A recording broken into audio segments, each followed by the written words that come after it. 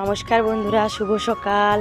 দেখতেই পাচ্ছেন আমি কিন্তু আমার মায়ের বাড়ি চলে এসেছি। আর আমার মায়ের বাড়ির এই পিছন দিকে বাগানটা দেখতে পাচ্ছেন। এখানে কিন্তু আমার বাপি অনেক কিছুই লাগিয়েছেন। এই যে দেখুন, লঙ্কার গাছ, তারপরে এই যে সাদা আর কালো যে দু ধরনের বেগুন হয়, এগুলোও কিন্তু বাপি লাগিয়েছেন। এখানে অনেক রকমের বেগুন হয়েছে।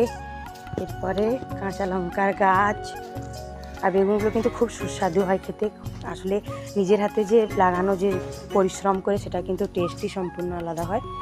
আর এইদিকে দেখতে পাচ্ছেন পুঁই গাছ, পুঁই শাক, এগুলো প্রায় খাওয়া হয়ে গেছে, আবার দুবারা কিন্তু বেরিয়েছে।